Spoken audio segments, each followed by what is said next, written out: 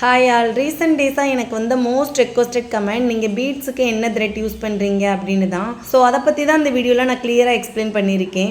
ஆக்சுவலாக நான் ஸ்டார்டிங்கில் பண்ண எல்லா ப்ளவுசஸுமே சீவிங் த்ரெட்டில் தான் பண்ணேன். பிகினிங் ஸ்டேஜில் ஸ்டிச் பண்ணும்போது த்ரெட் அடிக்கடி கட் ஆகும் அண்ட் ஃபாஸ்ட்டாக நம்ம ஒர்க் பண்ணாலுமே த்ரெட்டு பிரிஞ்சுட்டு வர மாதிரி இருக்கும். எனக்கு பர்சனலாக சீவிங் த்ரெட்டில் ஃபாஸ்ட்டாக ஒர்க் பண்ணுறதுக்கு கம்ஃபர்டபுளாக இல்லை அண்ட் ஒர்க்கை ஃபினிஷ் பண்ணதுக்கு அப்புறமே எனக்கு லைட்டாக ஒரு பயம் இருந்துகிட்டே தான் இருக்கும். ஸோ அதனால் நான் சீவிங் த்ரெட் வந்து யூஸ் பண்ணலை. நெக்ஸ்ட் இப்போ நம்ம பார்க்க போகிறது நைலான் த்ரெட்டு. நம்ம நரம்புன்னு சொல்லுவோம் இல்லையா, அதுதான் இது. எனக்கு சீவிங் த்ரெட்லேருந்து நைலான் த்ரெட்டில் ஒர்க் பண்ணும்போது ரொம்பவே கம்ஃபர்டபுளாகவும் அண்ட் ஸ்பீடாகவுமே ஒர்க் பண்ணுற மாதிரி இருந்தது. பிகாஸ் நம்ம ஒர்க் பண்ணும்போது இதில் த்ரெட் கட் ஆகுறது, பிரிகிறது, இந்த மாதிரி எந்த ஃபால்ட்டுமே இல்லை. இது வந்துட்டு பிளாஸ்டிக் நரம்பு. ஸோ நம்ம அயன் பண்ணோன்னா பீட்ஸ் எல்லாமே அப்படியே கொட்டிடும் அப்படின்னு நிறைய பேர் சொல்கிறாங்க. மேக்ஸிமம் இந்த மாதிரி பீட்ஸ் வர பிளேஸில் நம்மளால் அயன் பண்ணவுமே முடியாது.